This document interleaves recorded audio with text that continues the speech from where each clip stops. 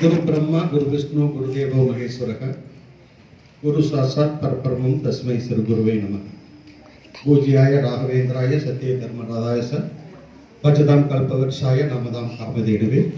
जय जय शंकर हर हर शंकर कालड़ी शंकर कामकोटि शंकर श्रीमद सद्गुरु शांतानंद अवधूत परमहंस परिविराज विहारराज सुशींद्र गुरुपादारविंदम नमो नमः என்று குருவை வணங்கி மாத்ரு தேவோபவ பித்ரு தேவோபவ ஆச்சாரிய தேவோபவ அதிதி தேவோபவ மாதா பிதா குரு தெய்வம் அனைவரையும் வணங்கி என் உரையை தொடங்குகிறேன்.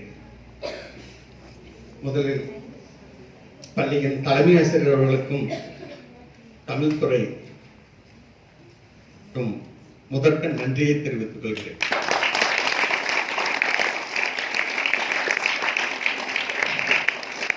காரணம், வந்தாரை வாழ வைக்கும் ஓர் பெருந்துறை. இந்த பெருந்துறைக்கு 32 ஆண்டுகள் ஆகிவிட்டது. இருந்தாலும் கூட மாதத்தில் ஒரு முறையோ என் பெற்றோர்களை பார்க்க ஊருக்கு செல்வது வழக்கம். 1 கிலோமீட்டர் அல்லது 2 கிலோமீட்டர், 2 கிலோமீட்டர்ல இருந்து 1 கிலோமீட்டர் அந்த இடைவெளியில இனம் புரியாத ஒரு உணர்வு எப்பொழுதும் ஏற்படும். ஒவ்வொரு முறை ஊருக்கு போகும்போது இன்னைக்கு போன கூட அந்த உணர்வு எனக்கு ஒவ்வொரு முறையும் அந்த 1 கிலோமீட்டர் அந்த உணர்வு இருக்கு. அந்த உணர்வு இன்னைக்கு சிலேட்டபுரம் தாண்டும் போது அப்படியே அதை விட 2 மடங்கு இருந்தது. என் தாய் வீட்டுக்கு வந்த உணர்வு, அந்த உணர்வு இப்போது வரை எனக்கு இருப்பு கொள்ளவில்லை. அந்த உணர்வு அப்படியே இருந்துட்டே இருக்குது. என்னுடைய அன்னை தாய் இல்லத்திற்கு வந்த உணர்வாகவே. தலைமையாசிரியர் அவர்களுடைய பெற்றோர் காலத்திலிருந்து அப்பா அம்மாவுடைய நண்பர்கள், அப்புறம் அவங்களுக்கு அடுத்தது தலைமையாசிரியரோட நெருக்கம். அவர் சொல்லும் போதே என்னால எதுவுமே மறுக்க முடியல. தொடர்ந்து ஒவ்வொரு பள்ளிக்கும் அழைக்கும் போதெல்லாம் தலைமையாசிரியர் கொஞ்சம் சங்கடப்பட்டாங்க. அதனால இங்க வரும்போது தற்செயல் விடுபடுத்திக் வர வேண்டிய ஒரு சூழல். பட் என்னுடைய தாய் இல்லத்திற்கு வரக்கூடிய ஒரு விழா. எனக்கு எதுவுமே வேண்டாம்னு சொல்லிக்கிட்டே இருக்கிற ஒவ்வொன்றும் செய்ய எனக்கு கைகாலெல்லாம் நடுங்கல, மயக்க பிடிக்க முடியல. அவ்வளவு செய்யறீங்க.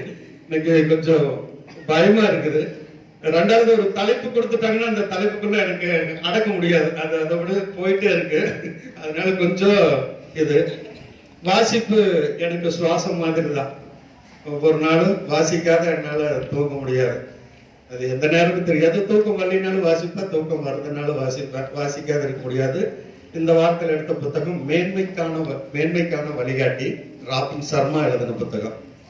ஆக்சுவலா 2013 வாங்கினது. 3-4 தடவை படிச்சுட்டேன். இருந்தாலும் ஒவ்வொரு தடவையும் நான் படிக்கும் போதெல்லாம் அது புதிய உணர்வாக படிப்பேன். சொன்னது நிஜம்தான். காரணம் 1987 தமிழ் பயின்றேன் கல்லூரியில. 2007 ஆசிரியர் பணி, தமிழ் ஆசிரியர் பணி. 87க்கு 2007க்கு 20 ஆண்டுகள் இடைவெளி. அந்த 20 ஆண்டுகள் எனக்கு தமிழுக்கு எந்த சம்பந்தமும் இல்லை. நான் வேலை பார்த்தது வேறு துறை. ஆனா ஒரு ஆசிரியர், தமிழாசிரியரா பணியேற்கும் போது நான் முழுமையாக அந்த மாணவனுக்கு தமிழாசிரியரமாக போய் நிற்க வேண்டும் அப்படிங்கிறதுல ஆழம் பதிந்ததன் விளைவு படிக்க ஆரம்பிச்சது. எந்த கேள்வி கேட்டாலும் ஆயிஷா, நடராஜன் எழுதின ஆயிஷா என்ற புத்தகத்தில் வரக்கூடிய அந்த கேரக்டர் பிசிக்ஸ் மிஸ் கிட்ட கேள்வி மேல கேள்வி கேட்டுட்டே இருப்பாங்க. அடிச்சு உட்கார வச்சிருவாங்க. அதிகபட்ச. ஆனா ஒரு ஸ்டேஜுக்கு மேல அந்த பதில் அவங்களால சொல்ல முடியல. படிக்க ஆரம்பிச்சாங்க. அவ கேள்வி கேட்டு இது பண்ண பிற்பாடு அடுத்தது கெமிஸ்ட்ரி டீச்சர் படிச்சாங்க. கெமிஸ்ட்ரி டீச்சரை அதிகமாகவே அடிச்சுட்டாங்க. பட் ஒரு நாள் நீங்க அடிச்சா கூட எனக்கு வலிக்காத மிஸ்ன்னு மத்தியானம் லஞ்ச் பிரேக்ல சொல்றா.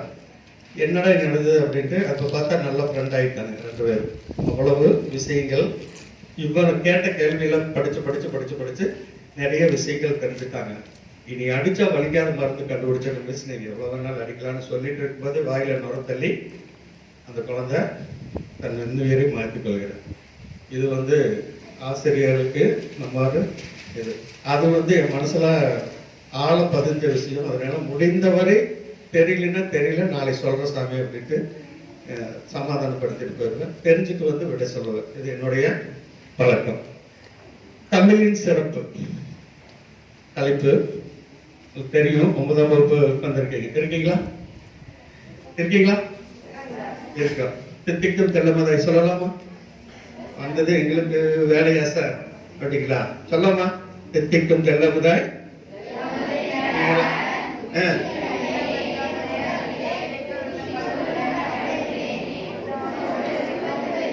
சத்தமே கேட்கல, சத்தமே கேட்கல.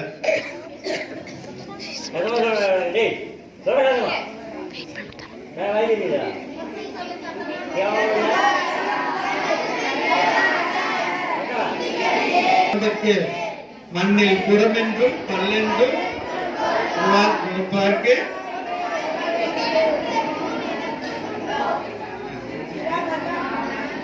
அவ்வளவுதானா?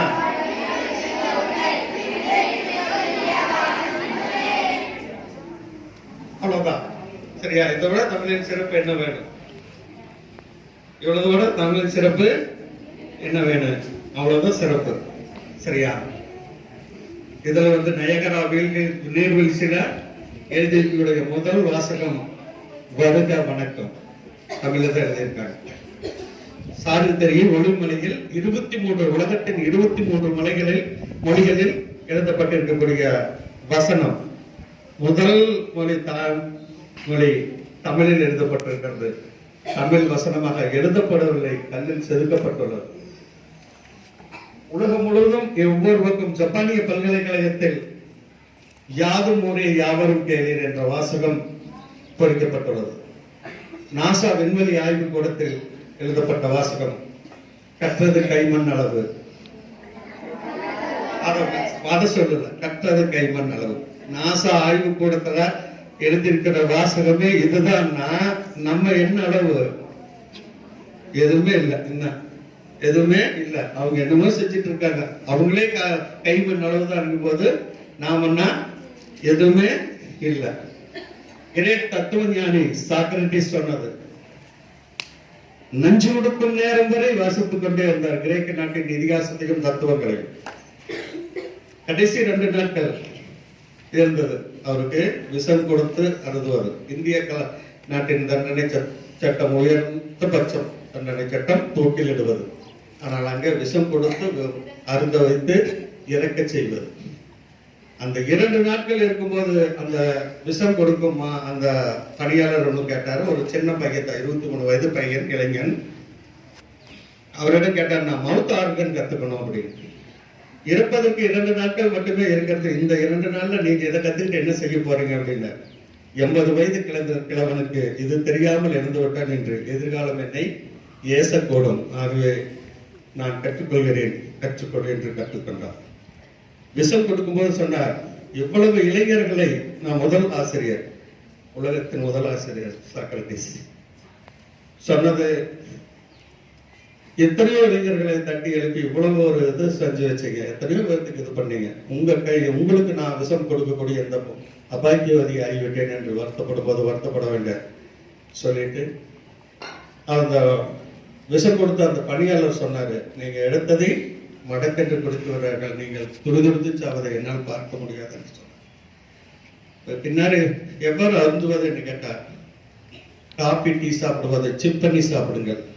முதலில் உங்கள் கால்கள் மரத்து போகும், பின்னர் உங்கள் கைகள் மரத்து போகும், பின் உடல் உணர்வற்று போகும், பிறகு விஷம் தலைக்கேறி நிசப்தமாக உறங்குவீர்கள் என்று சொன்னார். அவ்வாறுதான் அவர் இறந்தார். படுக்கும் அறைக்கு அருகிலேயே படிக்கும் அறை வேண்டும் என்று கேட்டார் அண்ணல் அம்பேத்கர். அவ்வளவு பிரயாணங்கள் தோறும் வாசித்துக் கொண்டே இருப்பவர்கள் ஜவஹர்லால் நேரு.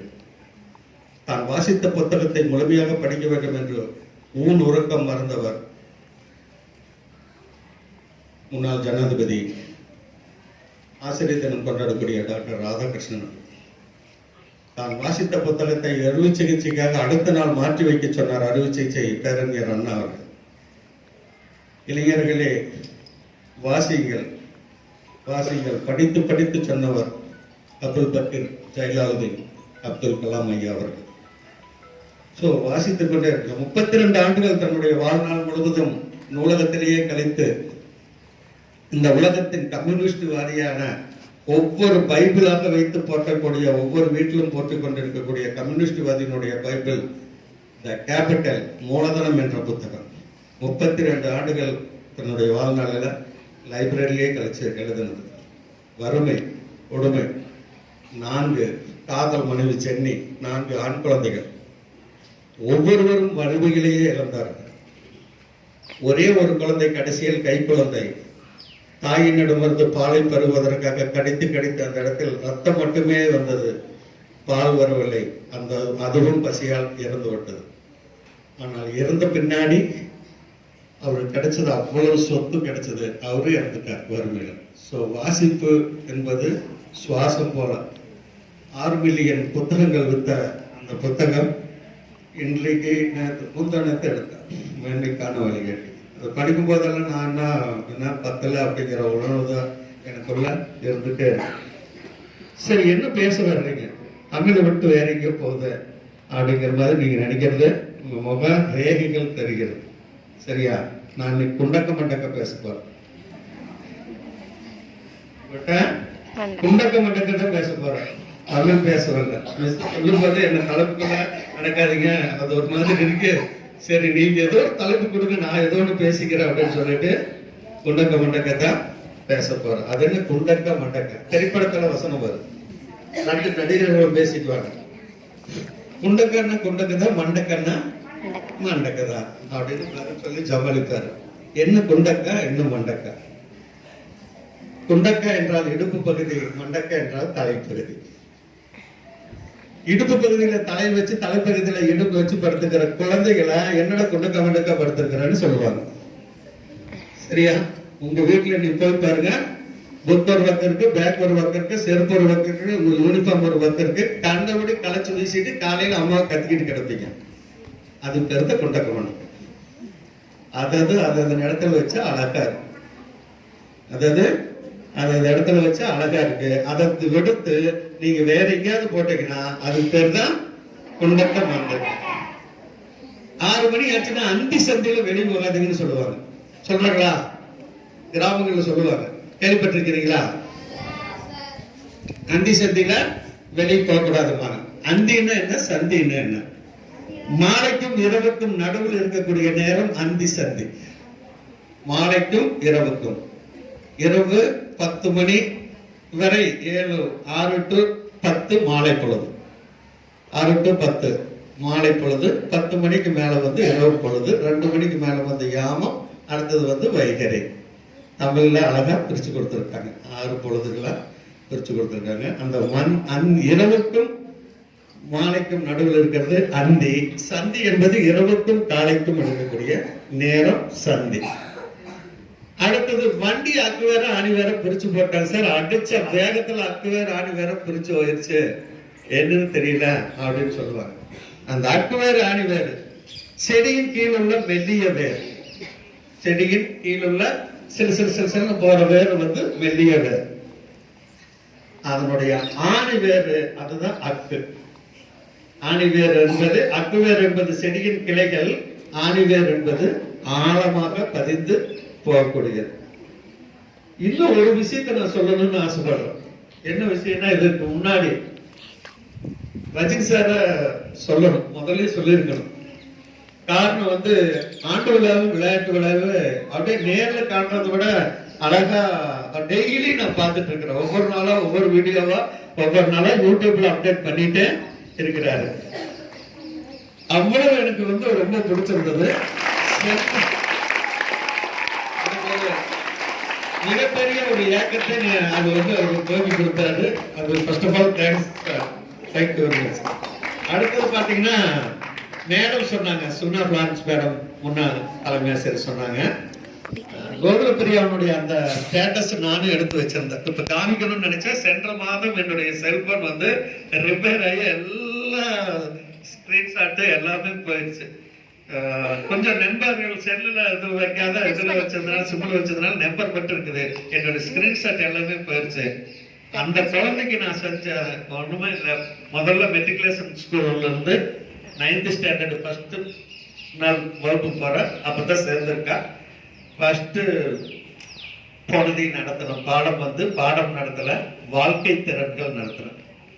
அது வந்து ஒவ்வொருத்தருக்கும், எனக்கு ஒவ்வொரு நாள் அப்ளை பண்ணுவேன். ஒவ்வொரு நாளும் ஒவ்வொரு மனிதர்களுக்கு அப்ளை பண்ணிக்கிற விஷயம் 10 லைஃப் ஸ்கில், வாழ்க்கை திறன்கள் 10. அதுல முதல் திறன் தன்னை அறிதல்.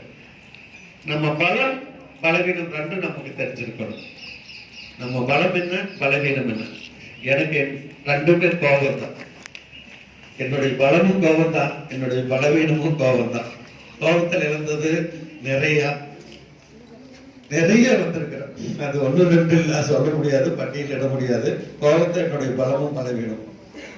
அதிகமான கோபம் வந்ததுன்னா ஒண்ணு வாசிக்க ஆரம்பிப்பேன், இல்லைன்னா சொல்ல முடியாது. சிரிச்சிடாதீங்க, துணி துவைக்க ஆரம்பிச்சுவேன், துவைக்கிறதுக்கு போயிடுவேன். அதிகமா கோபம் வந்ததுன்னா துவைக்கிறதுக்கு எங்க வீட்டுல முடிவு பண்ணிடுவாங்க. சரி ரைட்டு, இன்னைக்கு யாரும் பக்கத்துல போக வேண்டாம்னு முடிவு பண்ணிடுவாங்க. வீட்டுல கேட்டு 3 கேட்டு உடைச்சிட்டேன், நான் வரும்போது திறக்கல அப்படின்னு சொல்லிட்டு. அதெல்லாம் கொஞ்சம் அதிகப்படியான கோபத்தை வெளிப்படுது. அடுத்தது பிறர் நிலையில் தன்னை வைத்து பார்த்தேன். இந்த 2 மட்டும் அந்த குழந்தை மனசுல ஆழ பதிஞ்ச விஷயம்னு ஒவ்வொரு தடவை என்ன பார்க்கும் போதெல்லாம் சொல்லுவோம்.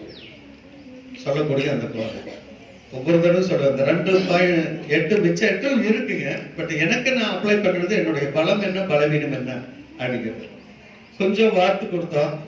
+1 +2 மேல்நிலை வகுப்பு ஆசிரியர் பெருமக்கள் அவளை ரொம்ப மேம்படுத்தி 594 மதிப்பெண் எடுக்க வச்சாங்க. எனக்கு ஒரு பெருமை தான். இந்த பள்ளியை விட்டு நான் சென்றாலும் கூட கடந்த 2 ஆண்டுகள் தொடர்ந்து என்னுடன் தொடர்பில் இருக்கக்கூடிய மாணவர்கள் இன்று வரை இருக்கிறாங்க. தொடர்ந்து விக்னேஷ் வந்து மையப்பமலையிலிருந்து சனிக்கிழமை மாலையில ஒரு 5 6 6 போன் வருதுன்னா அவன் தான் கூப்பிடுவான். வாரம் 15 நாளைக்கு வந்துடுவேன். தனுஷ் பேசுவான். கேர்ள்ஸ் எல்லாருமே வெளியே போன கேர்ள்ஸ் எல்லாருமே அப்டேட்ல பேசிட்டு தான் இருப்பாங்க. ஸோ இவங்களை ஏன் நினைவு கூறுறேன்னா, அத்தனை குழந்தைகளும் எனக்கு பிடித்தமான குழந்தைகள், பிரியமான குழந்தைகள். நீங்களும் பிரியமான குழந்தைகள் தான். அதே போல போன 3 மாசத்துக்கு முன்னாடி பிடி சார் போன் பண்ணார். ஒரு 3 மணி இருக்கு. போன் பண்ணி, ஐயா ஸ்கூல் வரைக்கும் வாங்க, கிளம்பி வாங்க, மேடம் கிட்ட பர்மிஷன் வாங்கிட்டு கிளம்பி வாங்க அப்படின்னு சொல்லி போன் பண்ணேன். பக்கத்துல ரஜினி சார் இருந்தாரு. அவரு சத்தம் கேட்டது, சார் என்ன சார் திடீர்னு கூப்பிடுறீங்க அப்படின்னு. அந்த எய்த்திய காரணங்களை மட்டும் கொஞ்சம் நீங்க வந்து பாத்துட்டு போங்க அப்படின்னா, எய்த்திய காரணம் மட்டும் வந்து பாத்துட்டு போங்க அப்படின்னு சொல்ல சார் அப்படின்னா, இல்ல நீங்க வந்து பாத்துட்டு போங்க அப்படின்னா. அப்படியே அமைதி ஆயிட்டாங்க. ஐயா பிரச்சனை இல்லைன்னு ஒரு வார்த்தைக்கு ஓட்டிக்கிறேன் அப்படின்னு சொல்லி இது பண்ணாரு. எய்த்தியாவுக்கு ஸ்பெஷலா சொல்றது 2 அறை புனிதமானது. 2 அறை புனிதமானது என்னன்னு தெரியுமா? தாயின் கருவறையில் உயிரை பெறுகிறார். தாயின் கருவறையில் உயிரை பெறுகிறாய். ஆசிரியரின் வகுப்பறையில் அறிவை பெறுகிறாய். ஒவ்வொரு நாளும் ஒவ்வொரு ஆசிரியர்கிட்ட இருந்து நீ எவ்வளவு அறிவை பெற முடியுமோ அவ்வளவு அறிவை பெற்றுட்டு போனேனாக்கா அன்றைய பொழுது உனக்கு இனிமையான பொழுதா இருக்கு. அந்த குழந்தை சொன்னது, என்ன அப்பா அம்மா பெற்றோர்களுடைய நிலையிலிருந்து என்னை பொருத்தி கொண்டேன். என் பொண்ணு இன்னைக்கு பள்ளிக்கூடம் போயிருக்கிறா, எதெல்லாம் கத்துக்கிட்டு வருவாளோ அப்படிங்கிற அந்த எதிர்பார்ப்போடு இருக்கிற பெற்றோர்களுக்கு நான் அவங்களுடைய எதிர்பார்ப்பை பூர்த்தி செய்ய வேண்டும். அது நான் எனக்கு அப்ளை பண்ணினேன். இது மட்டும்தான் எனக்கு நிக்குதுங்க சார், அதை தவிர வேற எதுவும் நிக்கல சார் அப்படின்னு. சோ அந்த குழந்தைங்க வந்து இந்த நேரத்தில் நினைக்கிற காரணம் எய்திய ஞாபகப்படுத்துறீங்க. சரியா? ஞாபகம் வச்சு நல்லா படிங்க. ஆசிரியனுடைய அறிவை பெறுங்க. அந்த அறை புனிதமானது. கற்றல் கற்பித்தலுக்கு மட்டுமே பயன்படுத்தக்கூடிய அறை. சரியா? அடுத்தது அரைகுறையா பேசக்கூடாது. எதை பேசினாலும் தெளிவா பேசணும். அரைகுறை. அறை ஒரு பொருளின் சரிபாதி அளவு. ஒரு பொருளின் சரிபாதி அளவு. குறை என்பது அந்த சரிபாதியின் பாதி. சரிபாதியில் பாதி.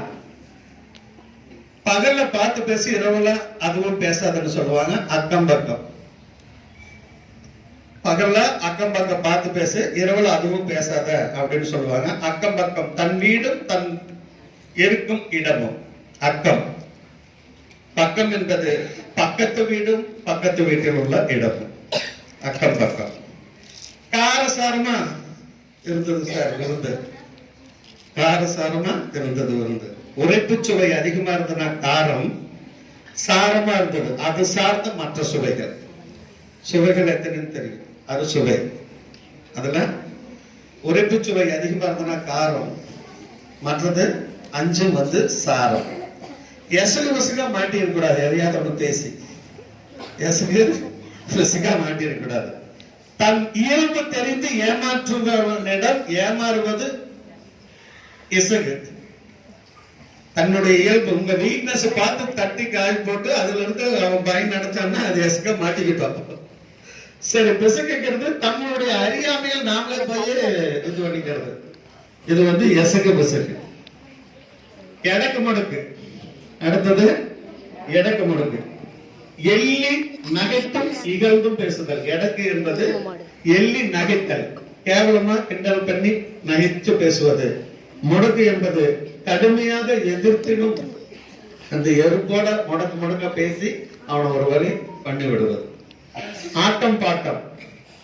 ஆட்டம் பாட்டம். காலத்திற்கேற்ப பொருந்தி ஆடுவது ஆட்டம். அந்த ஆட்டத்திற்கேற்ப பாட்டம் பாடுவது பாட்டம்.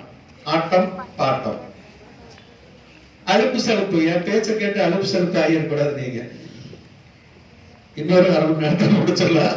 எனக்கு கொடுத்த நேரம் அப்படி முடிச்சிருவீங்களான்னு கேட்டுட்டா சார் சொன்னாரு. சார் கண்டிப்பா முடிச்சிடலாம் சார். நான் எங்க ஸ்கூல்ல சரி சார் பிடி சார் எப்பவுமே ஐயாவுக்கு 5 நிமிஷம்னா 1/2 மணி நேரம் எடுத்துக்குவாரு அப்படிப்பாரு.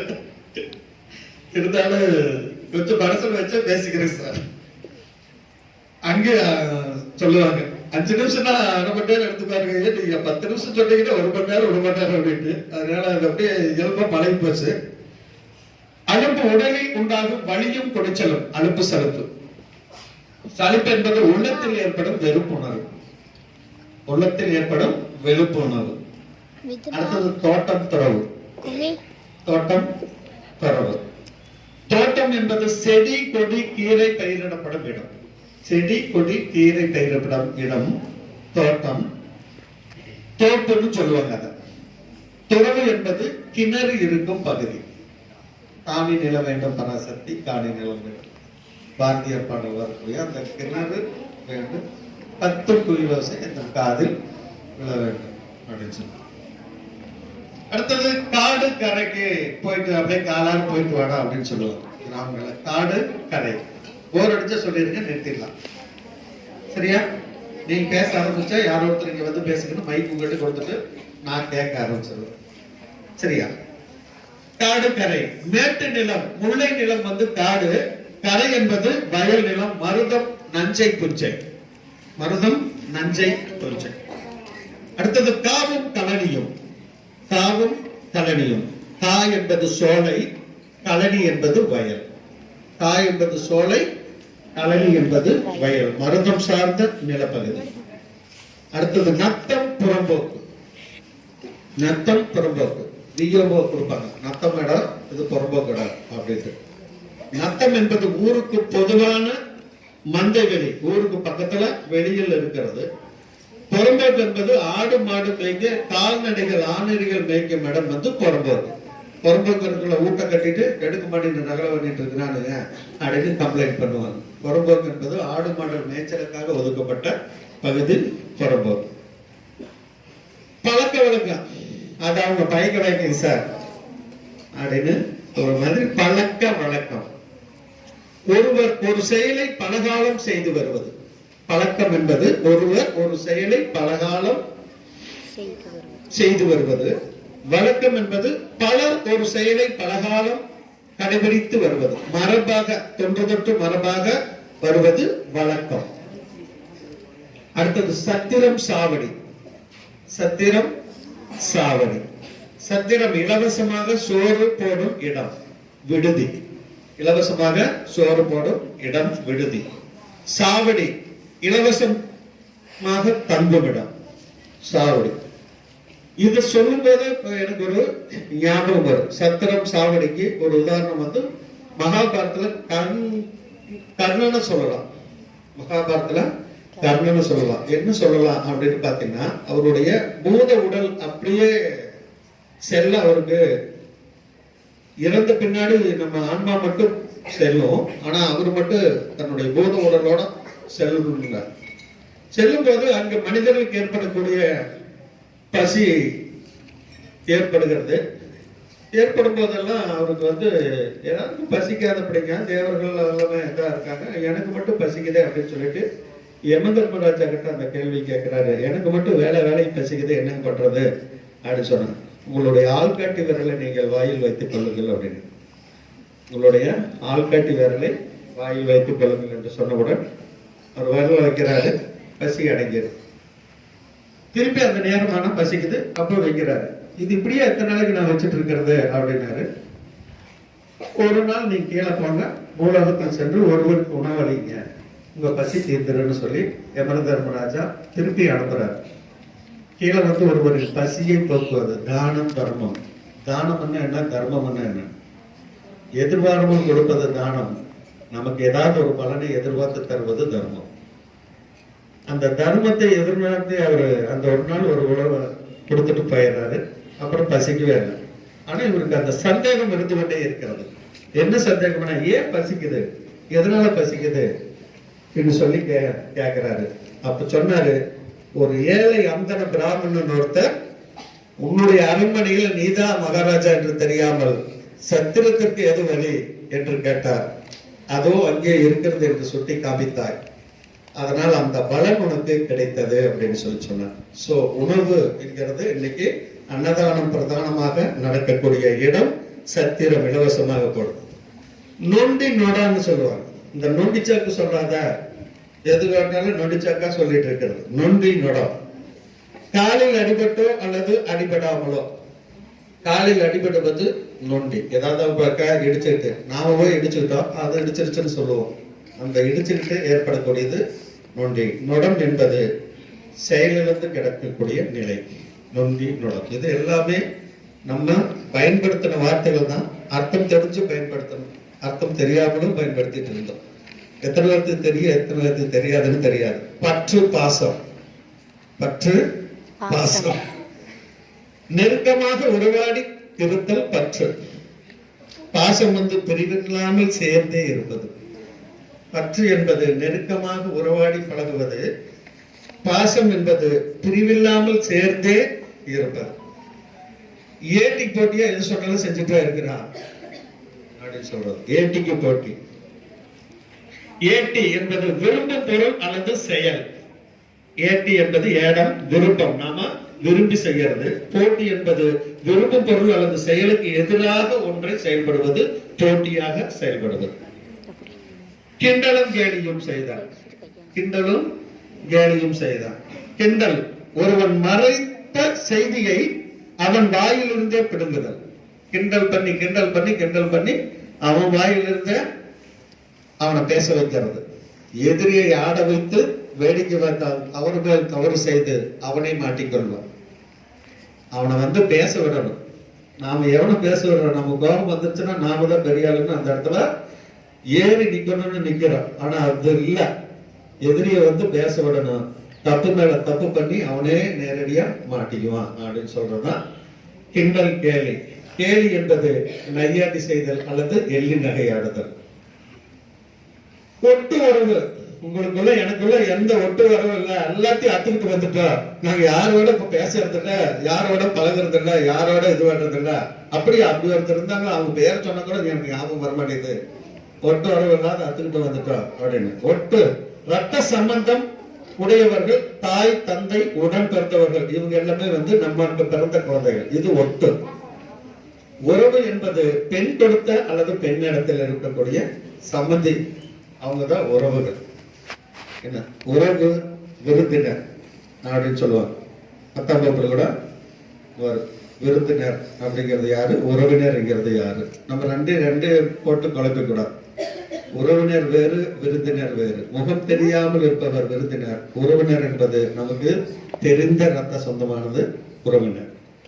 பட்டி தொட்டி எல்லாம் இந்த செய்தி பரவிடுச்சு சார், எந்த செய்தி போட்டாலும் பட்டி தொட்டி எல்லாம் பரவிடுச்சு அப்படின்னா, பட்டி மிகுதியாக ஆடுகள் வளர்க்கப்படும் இடம் ஊர்ல வந்து இருக்கக்கூடியது. தொட்டி என்பது மாடுகள் மிகுதியாக வளர்க்கும் இடம். பட்டி தொட்டி முடிச்சிடுறேங்க. கடகண்ணிக்கு போயிட்டு வந்தியா அப்படின்னு, கடவுது போயிட்டு வந்த கடகண்ணிக்கு போயிட்டு வந்தியா. தனித்தனியாக அமைந்த வியாபார வணிக நிலையம் கடை. கன்னி என்பது தொடர்ச்சியாக இருக்கக்கூடிய காம்ப்ளெக்ஸ் இருக்கக்கூடியது கன்னி. பேரும் புகழும் வாங்கணும், எங்க போனாலும் நீ நல்ல பேரும் புகழும் வாழ்ந்து நல்ல பெயர் வாங்கி கொடுக்கணும்டா அப்படின்னு சொல்லுவாங்க. பேர் என்பது வாழ்ந்து கொண்டிருக்கும் காலத்தில் உண்டாகும் சிறப்பும் பெருமையும்.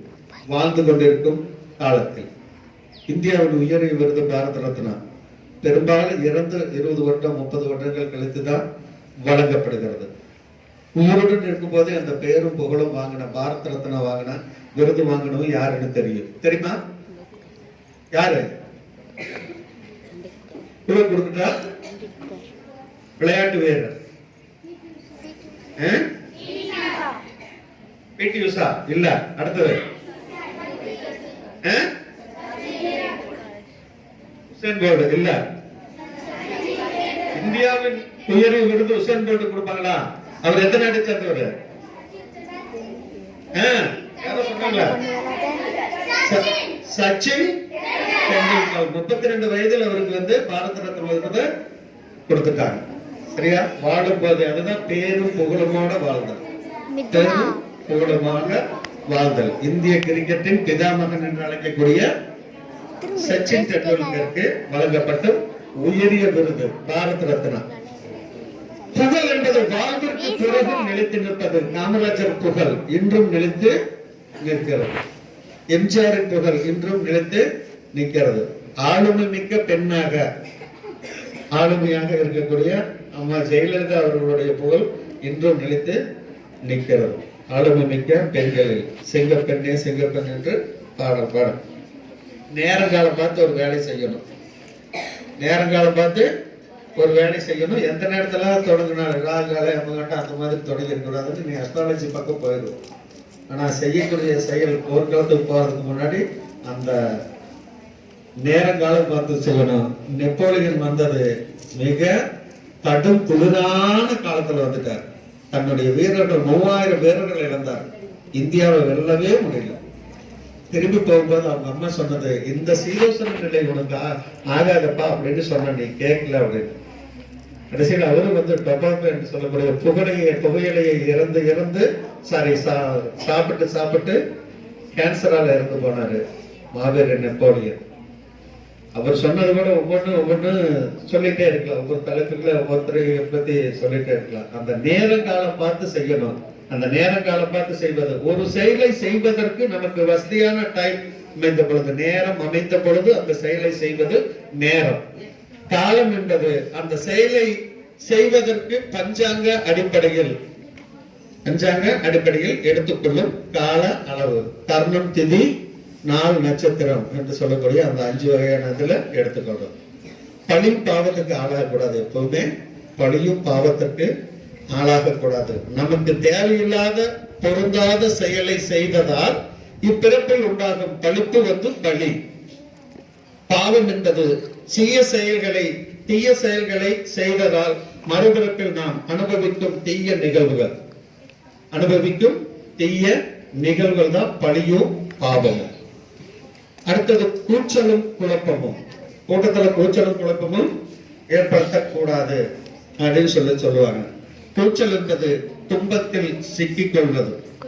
துன்பத்தில் சிக்கி உள்ளோரை அவல ஒளி எழுப்புதல், கூச்சல் போடுவது. குழப்பம் என்பது அந்த அவல ஒளியை கேட்டு அங்கு வந்தவர்கள் சத்தம் பெறுவது, இறைச்சல் போடுவது. அலெக்சாண்டர் போர் முடிந்து போறாரு. போன பிற்பாடு அவருடைய படை தளபதி ஒரு சொல்றார். அரிய பொக்கிஷம் ஒன்று நிறைந்த பொக்கிஷம் நிறைந்த விலை மதிப்பில்லாத அப்படின்னு சொல்றார். விலை மதிப்பில்லாத பொக்கிஷ பெட்டி நமக்கு ஒன்று கிடைத்துள்ளது அப்படின்னு சொல்றாரு. அதுல என்ன இருக்குன்னு கேட்கும்போது நகை நட்டு அப்படிங்கிறார்.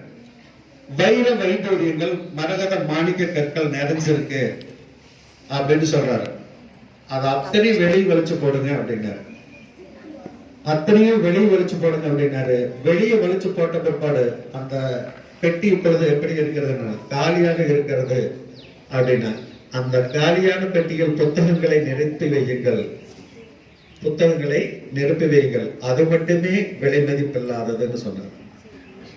நகை நட்டுக்கு கண்டிப்பாக ஏதோ ஒரு விலை நிர்ணயிச்சிருப்பாங்க. ஒவ்வொரு ஆபரணத்துக்கு ஏதோ ஒரு விலை நிர்ணயிச்சிருப்பாங்க. அதனால விலை மதிப்பில்லாதது என்று சொல்லி அவற்றை சொல்லாதீர்கள். ஆகவே நகை நட்ட எடுத்து புத்தகங்களை நிரப்பி வைக்கிறாங்க. அந்த நகை என்பது பெரிய அணிகலன்கள், அட்டியல், ஒட்டியானம், சங்கிலி, இது எல்லாமே ஆபரணங்களாக அணிந்து கொள்வது நகை.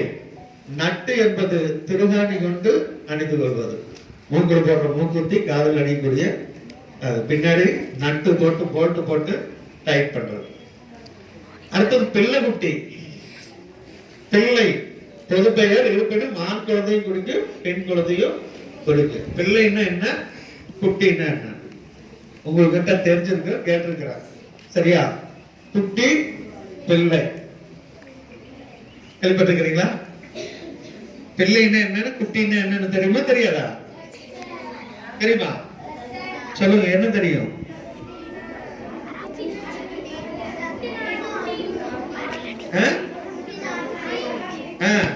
குட்டினா ஆட்டுக்குட்டி, நாய்க்குட்டி, பூனைக்குட்டி,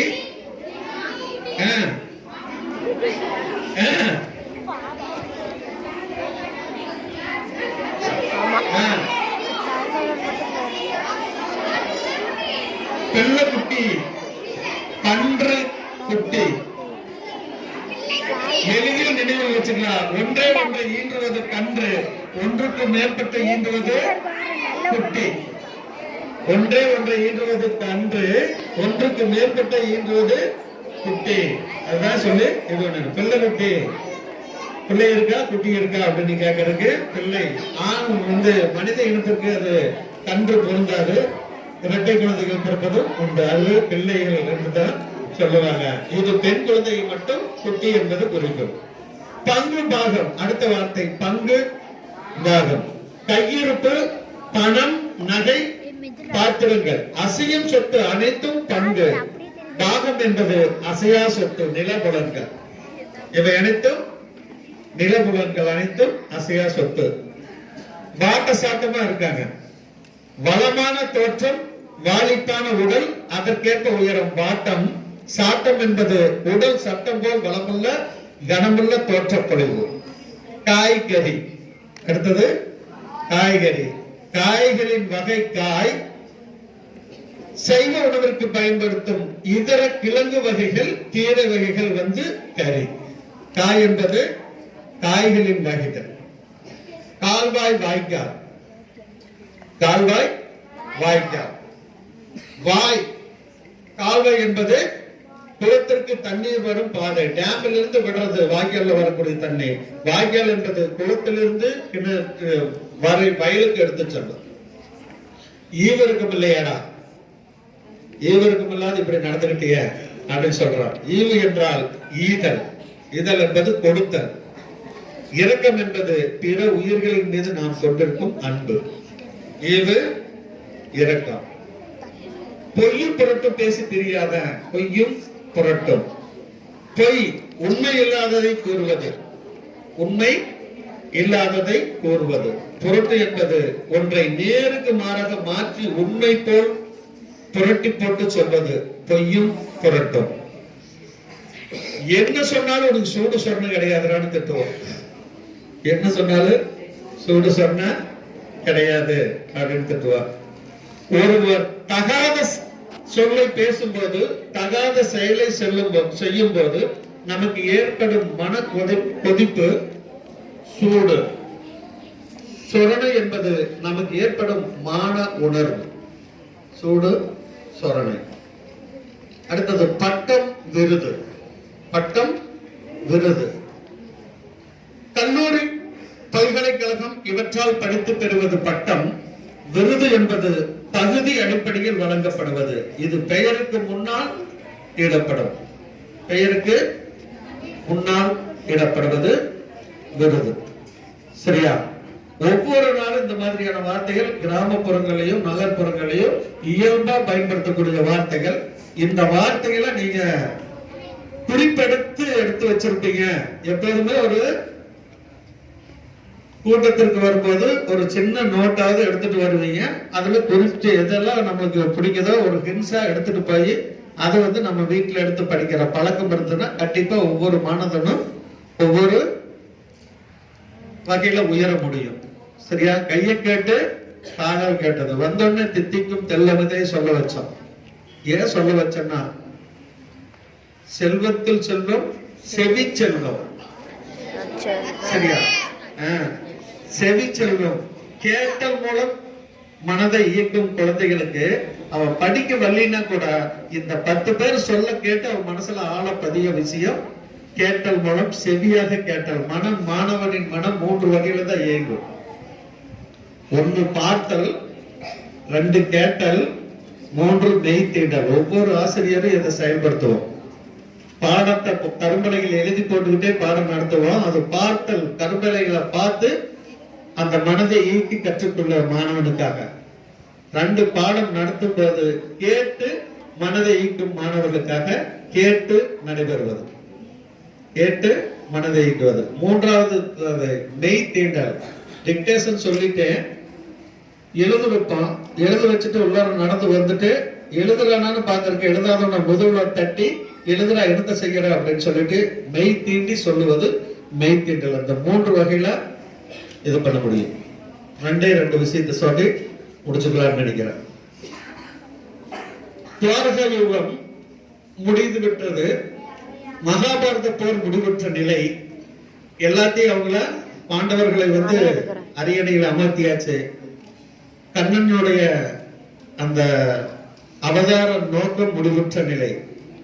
கண்ணனுக்கு நண்பனாகவும் உதவியாளராகவும் அனைத்துமாக தேரோட்டியா இருந்த உத்தவர் கேட்ட 2 விஷயம். இந்த 2 விஷயம் மனசை போட்டு அழுத்திட்டே இருக்குது. இந்த 2 விஷயம் எனக்கு ரிப்பீட் ஆயிட்டே இருக்கு. திரும்ப திரும்ப கேட்க வைக்கிறது. உன்னையா நான் கேட்கலாமா கண்ணான்னு கேட்கிறாரு. தாராளமா அப்படின்னு சொல்றாரு. எல்லாத்துக்கும் எல்லாமே செஞ்சுட்ட, நீ என்ன திரும்ப இப்ப ஒரு கேள்வி கேட்கிற அப்படின்னு சொல்லி கேட்டார். நீங்க வாழ்க்கையில இதை அப்ளை பண்ணிட்டீங்கன்னா நிச்சயமா நீங்களும் நல்ல குழந்தைகள் தான். அந்த வார்த்தைகள் கேட்டது நீ பார்த்து நினைச்சிருந்தா இந்த மகாபாரத போரை நடத்தாமே இருந்திருக்கலாம். கண்டிப்பா இந்த மகாபாரத போர் நடந்திருக்க வாய்ப்பே இல்லை. எத்தனை இழப்புகள். தந்தை மகனாக பிதாமகன் பீஷ்மர் என்ற மாபெரும் ஒரு தியாகி நீங்க போர்ல மாண்டுட்டார். எதை கேட்டாலும் இல்லைன்னு கொடுக்காத கண்ணனு மாண்டு விட்டான். அப்படியே அத்தனை துரோணாச்சாரியர்ல இருந்து ஒரு சாதாரண சிப்பாய் வரைக்கும் இத்தனை இழப்புகள். இவை அனைத்தையும் முடிச்ச இது பண்ண பிற்பாடுதான் தர்மத்தை நிலைநாட்ட முடியுமா? நீ பார்த்து நினைச்சிருந்தா இந்த போரை நிச்சயமா தடுத்திருக்க முடியும் அப்படின்னு. பழியும் பாவம் கண்ணனுக்கு திரும்ப என்னையுமே பழி சொல்ற அப்படின்னு கேட்டாங்க. ஒவ்வொரு மாணவ செல்வங்களே மனதில் பதிய வையுங்கள். உங்களுடைய தர்மம் பெரிதா விவேகம் பெரிதா என்ற கேள்விக்கு நீங்க எப்பவுமே விட தெரிஞ்சிருக்கணும். தர்மத்தின்படி நான் நடந்திருக்கேன் சார் அப்படின்னு சொல்றது தர்மம் இல்ல, விவேகத்தின்படி நடந்து கொண்டதுதான் சரியான பாதை. விவேகத்தின்படி தர்மம் பெரிதா விவேகம் பெரிதா என்று கேட்கும் பொழுது விவேகம் பெரிது என்று துரியோதனன் முடிவு செய்து நான் சூதாடுவேன், மாமா காய்களை உருட்டுவார்கள், நான் பணையம் வைப்பேன், மாமா சகுனி சூதாடுவார் என்று சொன்னான். விவேகியாக இருந்தான். ஆனா தர்மன் நான் தர்மத்தை நிலைநாட்டுகிறேன் என்று சொல்லி கடைசி வரை அவனே சூதாடி சூதாடி சூதாடி சூதாடி ஒவ்வொன்றையும் இழந்து கொண்டே இருந்தான். அப்பொழுது அவன் விவேகியாக இருந்திருந்தால் தர்மன் சொல்லியிருப்பான், நான் பணையம் வைக்கிறேன், சோது மைத்துனர் கண்ணன் ஆடுவான் என்று சொல்லியிருந்தா இந்த போர் கண்டிப்பாக மூன்றிருக்காது என்று சொல்லி சொன்னான். திரௌபதி கூட கடைசி வரை போராடி ஒவ்வொருவரையும் அழைத்து அழைத்து அழைத்து அழைத்து கேட்டு கேட்டு கேட்டு கேட்டு கடைசியில வந்ததா அழைத்து தான் கையேந்தி கண்ணா கிருஷ்ணா கோவிந்தா மாதவா மசூரா ஸ்ரீரா திரிவிக்ரமா என்று சொல்லி கெஞ்சி கைகளை 2 மேலே கூப்பி அழைத்த பொழுதுதான் நான் வந்தேன் அப்படின்னு சொன்னார். முதல் கேள்விக்கான விடை கிடைச்சிருச்சு. இன்னொரு கேள்வி, 2வது கேள்வி, அப்ப நீ அழைத்தால் தான் வருவாயா? 2வது கேள்வி, அழைத்தால் தான் வருவாயா? அழைத்தால் மட்டுமே வருவேன், இல்லை என்றால் நான் சாட்சி பூதமாக நிற்பேன் என்றார். சாட்சி பூதமாக நிற்பேன் என்றார். மனிதன் தவறு செய்கிறான் என்றால் நான் இருப்பது தெரிந்தால் அவன் தவறு செய்ய மாட்டான். நான் இல்லை என்று செய்யக்கூடிய தவறு கட்டாயமாக ஒரு நாள் அவனுக்குரிய தண்டனையை பெற்றுத்தரும். ஒவ்வொரு மாணவனும் ஒவ்வொரு இணைக்கும் சேர்ந்துதான் இருந்தது. நாம் தவறு செய்யும் பொழுது இறைவன் சாட்சி போதமாக நின்று நம்மை உற்று நோக்குகிறார் என்பதை தெரிந்து கொண்டால் தவறு செய்ய மாட்டோம். பரித்ராணாய சாதுனம் விநாச சதுஷ்கிருதம் கர்ம சம்ஸ்தாபனார்த்தாய சம்பவாமி